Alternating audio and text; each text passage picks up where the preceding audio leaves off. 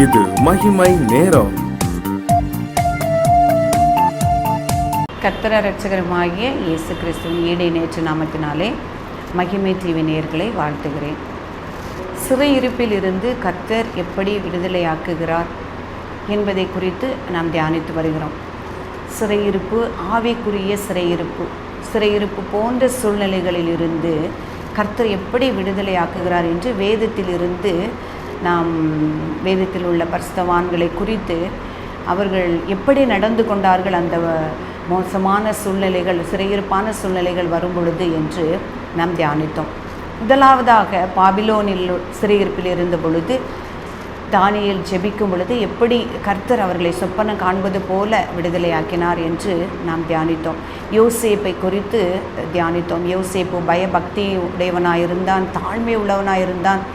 கர்த்தர் எத்தனையோ 13 வருஷம் சிறையிருப்பில் இருந்து அவரை அதிபதியாக உயர்த்தினார் என்று தியானித்தோம். யோபுவை குறித்து தியானித்தோம். அவன் சரீரம் முதலானவைகள் அழுகி போன பொழுதும் அவர் என்னை கொன்று போட்டாலும் அவர் மேல் நம்பிக்கையாயிருப்பேன் என்று அவன் கர்த்தர் மேல் நம்பிக்கை வைத்து தன்னுடைய வாயினாலும் உதடுகளினாலும் பாவம் செய்யாதபடி, கர்த்தரை முறுமுறுக்காதபடி இருந்து தன்னுடைய சிநேகிதருக்காக ஜெபித்தது நிமித்தம் கர்த்தர் உடைய சிறையிருப்பை மாற்றினார் என்று வாசிக்கிறோம். நாம் இப்படிப்பட்ட பல சூழ்நிலைகளிலே, சிறையிருப்பின் சூழ்நிலைகளிலே நாம் வாழ்ந்து கொண்டிருக்கிறோம், நாம் கடந்து வந்திருக்கிறோம். வியாதி என்கிற சிறையிருப்பு, கடன் பிரச்சனை என்கிற சிறையிருப்பு, தன்னுடைய பிள்ளைகளுக்கு திருமணம் ஆகவில்லை என்ற சிறையிருப்பு, பிள்ளைகள் குழந்தை இல்லை என்ற சிறையிருப்பு, தன்னுடைய பிள்ளைகள் கீழ்ப்படியா மறுக்கிறார்கள் என்ற சிறையிருப்பு, அநேக சிறையிருப்பு, தன்னை அன்பு செலுத்தினவர்கள் மரணத்தின் நிமித்தம், இழப்பின் நிமித்தம் ஏற்பட்ட சிறையிருப்பு, வறுமை, தனிமை என்று பல சிறையிருப்புகளிலே நாம் கடந்து வந்து கொண்டிருக்கிறோம். எப்படி நாம் இதிலிருந்து கர்த்தர் நம்ம அதிலிருந்து விடுதலையாக்க வல்லவர் கர்த்தர் ஒருவரே. அதே போல் சிறுமை, நிந்தை, அவமானம், அற்பமாக எண்ணப்படுகிற சூழ்நிலைகள், குடும்பங்களில், சமுதாயத்தில் எவ்வளவோ சூழ்நிலைகளில் நாம் வாழ்ந்து கொண்டிருக்கிறோம். வேதத்தில் இருந்து அப்படி அற்பமாக எண்ணப்பட்ட ஒரு மனுஷியை கர்த்தர் எப்படி உயர்த்தினார் என்று நாம் இந்த நாளிலும் நாம் தியானிக்க இருக்கிறோம். ஆதியாகமம் 29ஆம் அதிகாரம் 31ஆம் வசனம். லேயாள் அற்பமாய் எண்ணப்பட்டாள் என்று கர்த்தர் கண்டு அவன் கற்பந்தரிக்கும்படி செய்தார், ராகேலோ மலடியாய் இருந்தாள். லேயாளை குறித்து நாம் இன்று தியானிக்க இருக்கிறோம். அவள் அற்பமாய் எண்ணப்பட்டதை கர்த்தர் கண்டு. நாம் சில இடங்களிலே அல்லது குடும்பத்திலோ நாம் அற்பமாய் எண்ணப்பட்டிருக்கலாம். நம்மை ஒரு அங்கீகாரம் இல்லாதபடிக்கு காணப்பட்டிருக்கலாம். இந்த லேயாளை போன்று அற்பமாக யார் என்னுடைய அங்கலாய்ப்பை கேட்பார், யார் என்னுடைய இருதயத்தின் உணர்வுகளை புரிந்து கொள்வார், யாரிடத்தில் சொல்வது என்று இருக்கிற சூழ்நிலையில் இந்த லேயாளை கர்த்தர் கண்டு, அவளுடைய அற்பமாக எண்ணப்பட்டதை கர்த்தர் கண்டு அவள் கற்பந்தரிக்கை செய்தாள் என்று வாசிக்கிறோம். பிரியமானவர்களே, நாமும் அப்படி அங்கலாய்ப்பான சூழ்நிலைகள், சிறுமைப்படுத்தப்பட்ட சூழ்நிலை, ஒடுக்கப்பட்ட சூழ்நிலைகளில் நாம் காணப்படுவோமானால், யாருமே எனக்கு இல்லை என்று நீ கவலைப்பட்டு கொண்டிருக்கிறீர்களா? லேயாளுடைய அற்பமாக எண்ணப்பட்டதை கண்டு அவருக்கு கிருபை அளித்த தேவன் உங்களுக்கும் கிருபை செய்வார். லேயாளை குறித்து நாம் தியானிக்கும் பொழுது லேயாள் மிகவும் அற்பமாக எண்ணப்பட்டாள். ஏனென்றால் அவள் ஒரு மங்கின பார்வை உடையவளாய், கூச்ச பார்வை உடையவளாய், பார்ப்பதற்கு அழகில்லாதவளாய் காணப்பட்டாள். ராகேலோ மிகவும் ரூபவதியாய் இருந்தாள் என்று பார்க்கிறோம். லாபானுடைய 2 குமாரத்திகளில் லேயாள் மூத்தவள், ராகேல் இளையவள். ஆனால் அவள் மூத்தவளுக்கு திருமணம் செய்ய வேண்டும் என்பது திருமண காரியங்களிலோ எதையுமே அந்த லாபான் செய்யவில்லை. நம் அந்த ஆதியாகமம் 31ஆம் அதிகாரத்தில் 14, 15ஆம் அதிகாரம் வாசிக்கும் பொழுது அவள் திருமணம் செய்யும்படியாக அந்த நாட்களிலே அந்த ஒரு பெண்ணை திருமணம் செய்ய வேண்டுமென்றால் அந்த ஆண்கள் அந்த பெண்களுக்காக பெண்களுடைய தகப்பனிடத்திலே வெள்ளிக்காசை கொடுத்து அவர்களை நிச்சயம் பண்ணி பின் திருமணம் செய்யப்பட வேண்டும். அதே போல் லேயாளுக்காகவும் ராகேலுக்காகவும் லாபான் பணம் வாங்கி அதையும் அவன் சாப்பிட்டு விட்டான் என்று நாம் வாசிக்கிறோம். அப்போ திருமணம் பண்ணி கொடுக்க வேண்டும் என்கிற ஒரு சூழ்நிலை, ஆயத்தமே லேயாளுக்காக இல்லை.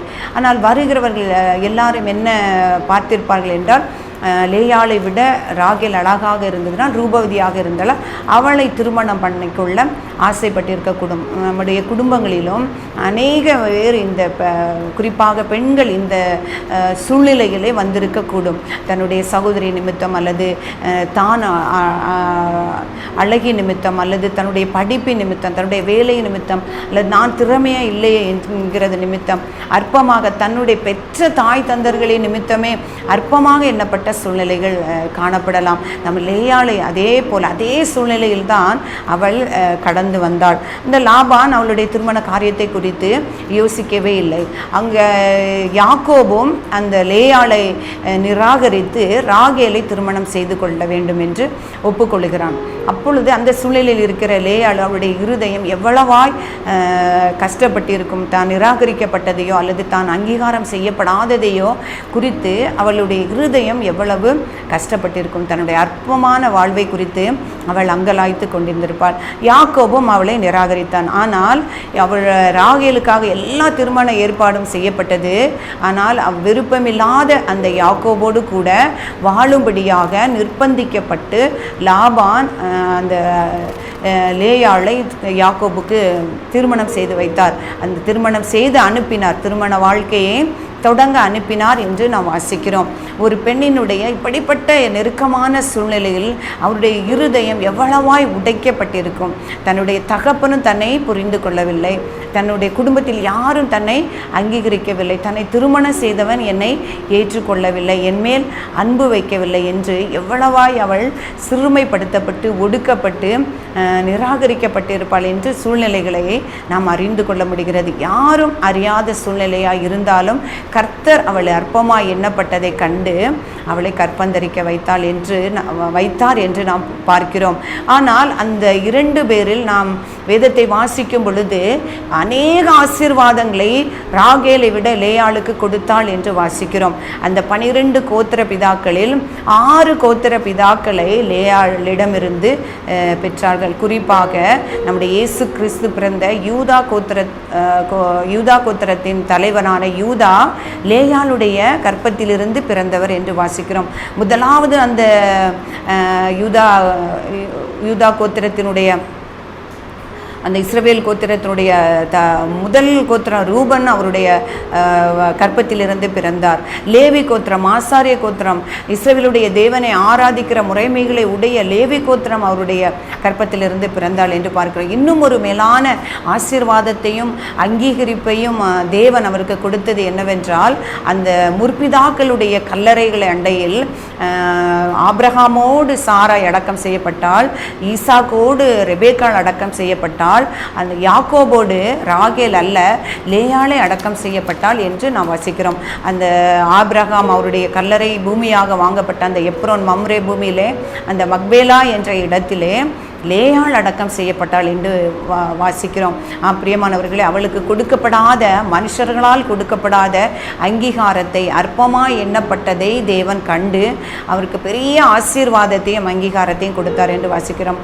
பிரியமானவர்களே, நாம் இதே சூழ்நிலையிலே நம் சமுதாயத்திலே அல்லது குடும்பத்திலே நம்மை நாம் புறக்கணித்து, நம்மை நிராகரித்து, நம்முடைய அல்லது அழகி நிமித்தமோ, திறமை நிமித்தமோ, படிப்பு நிமித்தமோ அல்லது சம்பாத்தியத்தின் நிமித்தமோ புறக்கணிக்கப்பட்டு அங்கலாய்த்து இருப்பவனால் யாருமே இதை என்னை அங்கீகரிக்கவில்லையே என்று யோசித்து கொண்டிருப்போமானால் கர்த்தர் நம்முடைய நிந்தையையும் நம்முடைய அற்பமாக எண்ணப்படுதலையும் கண்டு உண்மையாகவே உங்களை ஆசீர்வதிப்பார். நாம் அவரையே நோக்கி பார்க்கும் பொழுது கர்த்தர் நம்மை ஆசீர்வதிப்பார். அப்படிப்பட்ட கிருபையை தரும்படியாக நாம் கர்த்தரிடத்தில் ஜெபிப்போம்.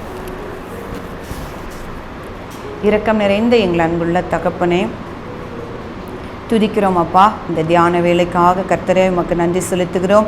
அற்பமாக எண்ணப்பட்ட லேயாளை தேவரீர் கண்டு அவருடைய நிந்தை அவமானத்தையும் மாற்றி ஆண்டவரே அவர்களை ஆசீர்வதித்து தகப்பனே நீர் உயர்த்தினீர் என்பதை நீர் வாசிக்கிறோம் அப்பா. மனுஷர்கள் காண்கிற பிரகாரம் நீர் காண்கிற தேவன் அல்ல தகப்பனே.